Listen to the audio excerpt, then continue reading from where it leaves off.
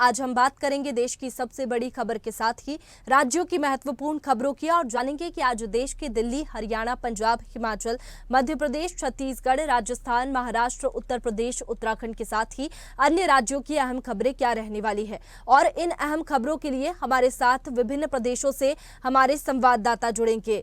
बता दें कि लोकसभा चुनाव नजदीक है और ऐसे में जो सूची है भाजपा की, वो पहली लिस्ट जारी हो गई है। बता दें कि प्रत्याशियों का ऐलान हो चुका है। भाजपा की पहली लिस्ट जारी हो चुकी है और मध्य प्रदेश की यहां बात करें तो शिवराज सिंह चौहान को विदिशा से प्रत्याशी बनाया गया है। वहीं गुना से ज्योतिरादित्य सिंधिया को प्रत्याशी बनाया गया है। कयास ये भी लगाए जा रहे हैं कि जल्द ही दूसरी सूची भी भाजपा की आएगी और विधानसभा की तर्ज पर ही यहां पर लोकसभा चुनाव के लिए भी प्रत्याशियों की जो सूची है बीजेपी ने सबसे पहले जारी की है और कई ऐसे नाम हैं जो नए हैं और वहीं दूसरे जो नाम हैं जो काटे गए हैं, कई ऐसे नाम भी लिस्ट में शामिल हैं। चलिए, और इसी पर ज्यादा जानकारी के साथ में अनिरुद्ध हमारे साथ में भोपाल से लाइव जुड़ चुके हैं और देहरादून से हमारे साथ में ब्यूरो चीफ अवनीश जी जुड़ गए हैं। अनिरुद्ध, अगर बात करें तो मध्य प्रदेश में आज कौन सी बड़ी और अहम खबरें रहने वाली है, सियासत का केंद्र रहेंगी? देखिए, भारतीय जनता पार्टी ने कल शाम अपनी सूची जारी कर दी है। देश भर की 195 सीटों पे भारतीय जनता पार्टी ने उम्मीदवारों को घोषित किया है। इनमें मध्य प्रदेश की 24 सीटों पे 29 सीटें टोटल मध्य प्रदेश में लोकसभा की आती हैं और 2024 के चुनाव के लिए भारतीय जनता पार्टी की ने मध्य प्रदेश में 24 सीटों पे अपने उम्मीदवार घोषित कर दिए और 5 सीटें अभी भी होल्ड पे रखी गई हैं। इन 5 सीटों में 3 सीट महत्वपूर्ण हैं, जिनमें उज्जैन, जिसमें अभी वर्तमान में अनिल फिरोजिया सांसद हैं, छिंदवाड़ा जो कि एकमात्र सीट मध्य प्रदेश में कांग्रेस के पास है, उसमें नकुलनाथ सांसद हैं, और इसके अलावा देखा जाए तो इंदौर की सीट, जो इंदौर मध्य प्रदेश की बिजनेस सिटी है, वहां पे शंकर ललवानी अभी सांसद हैं। तो 3 महत्वपूर्ण सीटों पे पार्टी ने अपने उम्मीदवारों के नामों को होल्ड कर रखा है। लेकिन पार्टी ने विदिशा से पूर्व मुख्यमंत्री शिवराज सिंह चौहान को वापस जीवन दान दिया है और उन्हें लोकसभा का टिकट मिला है। और हालांकि उनका कहना है कि मैं जनता की सेवा करता रहूंगा। तो केंद्रीय नेतृत्व, भारतीय जनता पार्टी के और शीर्ष नेतृत्व और केंद्रीय संगठन ने शिवराज सिंह चौहान को वापस जीवन दान देते हुए विदिशा लोकसभा सीट से भारतीय जनता पार्टी का उम्मीदवार बनाया है। इसी तरह भोपाल की संसदीय सीट से साध्वी प्रज्ञा सिंह ठाकुर का टिकट काटा गया है और उसके भी बहुत से कारण थे, लेकिन यहां से भी पूर्व महापौर आलोक शर्मा को टिकट दिया गया है। और आलोक शर्मा के बारे में बता दें कि ये भी अभी हाल ही में जो 2023 का विधानसभा चुनाव हुआ, उसमें उत्तर सीट से भारी मतों से हारे थे, लेकिन इसके बाद उन्हें भी जीवन दान देके भोपाल में सांसद का टिकट नरेंद्र मोदी, अमित शाह की टीम ने दिया है। तो कुल मिलाकर देखा जाए तो 24 सीटों पे मध्य प्रदेश में उम्मीदवार घोषित कर दिए गए हैं और आने वाले दिनों में 5 जो होल्ड सीटें हैं उन पर भी भारतीय जनता पार्टी की केंद्रीय नेतृत्व मध्य प्रदेश के 5 लोकसभा सीटों की टिकट के नामों की, उम्मीदवारों के नामों की घोषणा कर देगा। और जहां तक बात करें हम आज मध्य प्रदेश के मुख्यमंत्री डॉक्टर मोहन यादव के दौरे की, तो आज उनका एक लखनऊ का, उत्तर प्रदेश में लखनऊ का एक बड़ा महत्वपूर्ण दौरा है और मुख्यमंत्री बनने के बाद वह दूसरी बार उत्तर प्रदेश जा रहे हैं और आज लखनऊ में एक बड़ा यादव महाकुंभ का आयोजन किया जा रहा है। और इसके पहले 13 फरवरी को मुख्यमंत्री डॉक्टर मोहन यादव ये आजमगढ़ क्लस्टर की बैठक लेने उत्तर प्रदेश गए थे और वहाँ उन्होंने अखिलेश यादव के गढ़ में और यादव बाहिल समाज का जो एरिया है वहाँ पे क्लस्टर, आजमगढ़ क्लस्टर की महत्वपूर्ण बैठक ली थी, जिसमें बलिया भी शामिल है। और आज वे यादव महाकुंभ में उत्तर प्रदेश जा रहे हैं और देखा जाए तो उनके डॉक्टर मोहन यादव जो मध्य प्रदेश के मुख्यमंत्री है, उनके स्वागत में उत्तर प्रदेश में पोस्टर भी लग गए कि यादव चला मोहन के साथ।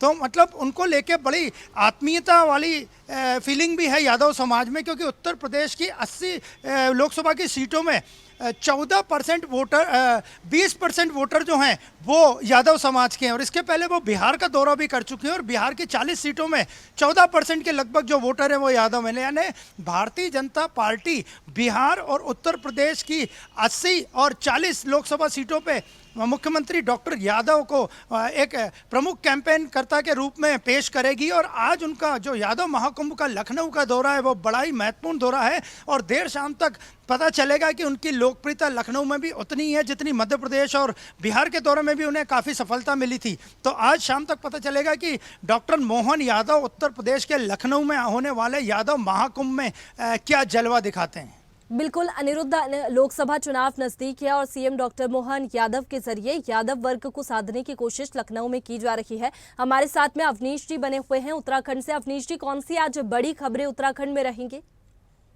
देखिए, यहाँ पे वैष्णवी जिस तरीके से बात कर रही थी, यहाँ पे काफी तरह से जो है लोकसभा के जो उम्मीदवार थे वो भाजपा के, उन पे निगाहें लगी हुई थी और कहीं ना कहीं जो है यहाँ पे सुगबुगाहट भी थी सियासी गलियारों में कि इस बार हो सकता है कहीं ना कहीं जो है बदलाव की स्थिति देखने को मिले। परंतु जिस तरीके से देर रात जो है यहाँ पे लिस्ट जारी की गई है, क्योंकि कयास लगाए जा रहे थे कि इस बार हो सकता है कि पुनरावृत्ति और खास करके 3 सीटों की बात करें तो वो देर रात जिस तरीके से यहाँ पे 3 सीटों पे जो है यहाँ पे मोदी ने अपना विश्वास जताया।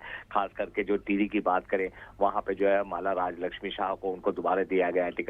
और जिस तरीके से नैनीताल की बात करें, नैनीताल में जो यहाँ पे पूर्व प्रदेश अध्यक्ष रहे जो अजय भट्ट, उनको दोबारा से दे दिया गया है। ये तमाम चीजों को देखते हुए, क्योंकि 2 सीटें यहाँ पे जो है काफी हॉट सीट मानी जाती है, पौड़ी की और यहाँ पर जिस तरीके से हरिद्वार की सीट। हरिद्वार में जो है ये यहाँ पे काफी जो है दिग्गज नेता रमेश पोखरियाल निशंक, और वो सांसद भी रहे हैं और पूर्व मुख्यमंत्री भी रहे हैं यहाँ पे भाजपा के उत्तराखंड में। तो ये तमाम चीजों को लेके अभी यहाँ पे जो है अटकलों का जो है बाजार गर्म है, क्योंकि यहाँ पे कहा जा रहा है कि कहीं ना कहीं जिस तरीके से पहले उनके ऊपर जो है चुनाव आयोग की तरफ से एक याचिका दाखिल की गई थी चुनाव आयोग में कि उनकी जो है यहाँ पे संपत्ति का ब्यौरा था और कई आरोप थे, उसको लेके शायद कहीं ना कहीं जो है इस बार बदलाव देखने को मिल सकता है। तो अब ये देखने वाली बात होगी। वही दूसरी ओर कांग्रेस ने भी जो है आज बैठक है कांग्रेस में स्क्रीनिंग कमेटी की, उनका जो है वो बात पूरी हो चुकी है। उनका कहना था कि जल्दी जो है यहाँ पे प्रत्याशियों की जो है घोषणा कर दी जाएगी। जी वैष्णवी। चलिए, हमारे साथ में अनिरुद्ध भी बने हुए हैं। अनिरुद्ध, अगर बात करें तो लोकसभा चुनाव को ज्यादा वक्त नहीं बचा है, ऐसे में विधानसभा चुनाव की तर्ज पर लोकसभा चुनाव में भी भाजपा ने सबसे पहले जो सूची है प्रत्याशियों की वो जारी की है। पहली लिस्ट कल जारी हो गई है। और कांग्रेस के क्या हालात है? कांग्रेस कब तक जो सूची है प्रत्याशियों की वो जारी करेगी? देखिए, जहां तक हम मध्य प्रदेश की कांग्रेस यूनिट की बात करें तो कल राहुल गांधी की भारत जोड़ो न्याय यात्रा मुरैना से मध्य प्रदेश में प्रवेश कर चुकी है। हालांकि आज यात्रा का अवकाश है और लगातार कई दिनों तक ये यात्रा मध्य प्रदेश में ही रहेगी। जैसा कि कांग्रेस के वरिष्ठ नेताओं का कहना है कि राहुल गांधी की भारत जोड़ो न्याय यात्रा के मध्य प्रदेश से गुजरने के बाद कांग्रेस अपनी पहली लिस्ट जारी कर सकती है और पहली लिस्ट में लगभग 10 से 15 कैंडिडेट युवा वर्ग के होंगे जो पहली बार चुनाव लड़ रहे होंगे। इसके अलावा बाकी जो बची हुई सीटें 29 सीटें टोटल मध्य प्रदेश में लोकसभा की आती हैं, तो 10 से 15 सीटों पर कांग्रेस पार्टी युवाओं को टिकट देगी। इसके अलावा बाकी बचे जो सीटें हैं उस पर कांग्रेस पार्टी अनुभवी और पुराने चेहरों को मैदान में उतार सकती है। देखा जाए तो कांग्रेस पार्टी की लोकसभा चुनाव में पहले से ही हालत काफ़ी दयनीय है और मध्य प्रदेश की 29 सीटों में से केवल छिंदवाड़ा सीट कांग्रेस के पास है, जिसमें पूर्व मुख्यमंत्री कमलनाथ के बेटे नकुलनाथ सांसद हैं। और इस बार भारतीय जनता पार्टी का केंद्रीय नेतृत्व, भारतीय जनता पार्टी का शीर्ष नेतृत्व, भारतीय जनता पार्टी का केंद्रीय संगठन और भारतीय जनता पार्टी के थिंक टैंक का कहना है, भारतीय जनता पार्टी के थिंक टैंक आरएसएस का कहना है कि इस बार मध्य प्रदेश में छिंदवाड़ा सीट किसी भी हाल में, हर हाल में भारतीय जनता पार्टी के खाते में जाएगी। तो इसका सीधा मतलब है कि पार्टी चाहती है भारतीय जनता पार्टी के प्रदेश की सभी 29 में से 29 सीटें भारतीय जनता पार्टी जीते, लेकिन कांग्रेस अपना गढ़ बचाने के लिए पूरा प्रयास करेगी। और कांग्रेस का नहीं, एक तरह से कहा जाए तो छिंदवाड़ा पूर्व मुख्यमंत्री कमलनाथ और उनके सांसद पुत्र नकुलनाथ का गढ़ है। तो ये बड़ा रोचक होगा कि अभी हालांकि भारतीय जनता पार्टी ने छिंदवाड़ा का टिकट होल्ड पे रखा हुआ है। कल जो 24 नाम घोषित किया उसमें छिंदवाड़ा नाम घोषित नहीं किया गया। तो सभी की निगाहें हैं कि कांग्रेस पार्टी छिंदवाड़ा से किसे टिकट देती है और भारतीय जनता पार्टी छिंदवाड़ा से किसे उम्मीदवार के रूप में उतारती है। और जहां तक कांग्रेस पार्टी की बात करें तो कांग्रेस पार्टी राहुल गांधी की भारत जोड़ो न्याय यात्रा मध्य प्रदेश से गुजरने के बाद ही अपनी पहली सूची खासकर मध्य प्रदेश की जारी कर सकती है। और जहां तक सेंट्रल की बात करें तो वहां भी टिकट की सूची को लेकर लगातार मंथन जारी है। बिल्कुल अनिरुद्ध, बात करें तो भारत जोड़ो न्याय यात्रा लगातार राहुल गांधी कर रहे हैं और मध्य प्रदेश में भी भारत जोड़ो न्याय यात्रा है। ऐसे में जो कांग्रेस की लिस्ट आएगी, सूची आएगी, उस पर कोई प्रभाव भारत जोड़ो न्याय यात्रा का दिखेगा? देखिए, फिलहाल तो भारत जोड़ो न्याय यात्रा जो कल से एंटर हुई है उसको कल केवल मुरैना में रोड शो हुआ, ग्वालियर में रोड शो हुआ और कुछ जगह उनका स्वागत हुआ। उन्होंने कई भूतपूर्व अग्निवीर के जो अभ्यर्थी थे उनसे बात की, पटवारी परीक्षा के अभ्यर्थी से बात की। आगे उनका कार्यक्रम राहुल गांधी का आदिवासियों से चर्चा करने का है, महिलाओं से, किसानों से चर्चा करने का है, जनसभा करने का है, संवाद करने का है। लेकिन एक दिन में राहुल गांधी की जो भारत जोड़ो न्याय यात्रा है वो मध्य प्रदेश में कुछ खास प्रभाव नहीं डाल पाई, लेकिन आगे देखना होगा कि ये यात्रा जहां जहां से भी गुजरेगी, लगभग 7 से 9 जिलों से गुजरेगी और कई लोकसभा सीटों से भी गुजरेगी। उन सभी लोकसभा सीटों पे भारतीय जनता पार्टी के सांसद पिछली बार जीते थे। तो राहुल गांधी ने 2023 में मध्य प्रदेश में विधानसभा चुनाव के पहले भी भारत जोड़ो यात्रा में काफ़ी मालवा निमाड़ और ग्वालियर चंबल संभाग का रूट तय किया था, लेकिन राहुल की यात्रा से विधानसभा चुनाव में कांग्रेस पार्टी को कोई ज़्यादा फायदा नहीं मिल सका था। इसलिए अब ये देखने वाली बात होगी कि राहुल की इस बार जो भारत जोड़ो न्याय यात्रा मध्य प्रदेश के जिस रूट से मुरैना से एंटर हुई है, ग्वालियर जाएगी, शिवपुरी जाएगी, उज्जैन में भी राहुल गांधी महाकाल बाबा के दर्शन करने का पूरा प्रोग्राम बनाया, वहाँ कांग्रेस पार्टी ने पूरी तैयारियां भी कर ली है। तो अब ये देखने वाली बात होगी कि राहुल की भारत जोड़ो न्याय यात्रा से कांग्रेस पार्टी को कितना फायदा होगा, लेकिन फिलहाल जो यात्रा मुरैना से एंटर हुई है उसका कोई ज़्यादा असर मध्य प्रदेश में नहीं देखा जा रहा है। चलिए, हमारे साथ अवनीश जी उत्तराखंड से जुड़े हुए हैं। अवनीश जी, जो भाजपा की लिस्ट जारी हुई है उसके बाद में कांग्रेस में भी प्रत्याशियों का इंतजार बढ़ गया है कि कब तक कांग्रेस की जो सूची है वो जारी होगी, लेकिन बड़े नेताओं के चुनाव लड़ने से इनकार करने से जो कांग्रेस में टेंशन है वो बढ़ गई है। इसके साथ ही स्क्रीनिंग कमेटी की जो बैठक है वो भी टल गई है। जी बिल्कुल, देखिए वैसे भी कहना गलत नहीं होगा कि यहाँ पे पहले तो यहाँ पे अगर देखा जाए तो कांग्रेस की अगर बात करें तो कांग्रेस में यहाँ पे अभी अपने पहले सबसे बड़ी जो यहाँ पे बात आ रही है सामने निकल के वो है संगठन को बचाने की। यहाँ पे लगातार संगठन में यहाँ पे जिस तरीके से इनके नेता, दिग्गज नेता कहे जाने वाले लोग जो है वो लगातार भाजपा का दामन थाम रहे हैं। रोज यहाँ पे डेली अगर बात करें तो रोज कोई ना कोई नेता सैकड़ों समर्थकों के साथ जो है भाजपा का दामन थाम रहे हैं। उसको लेके यहाँ पे पहले सबसे बड़ी जो प्रायोरिटी है वो कांग्रेस को अपना संगठन बचाने की है और के नेता खुलेआम यहाँ पे कैमरों के सामने भी बोल चुके हैं कि हम जो है चुनाव नहीं लड़ेंगे। अब सबसे बड़ी जो स्थिति अगर कहा जा सकता है कांग्रेस की, यहाँ पर सबसे बड़ी बात होगी चयन करना कि प्रत्याशियों का, क्योंकि इनके जो अपने नेता है वही यहाँ पे जो है उन्होंने पल्ला झाड़ लिया है चुनाव लड़ने से। तो अब सबसे बड़ी बात इनके सामने यही है कि प्रत्याशी कहां से लाए।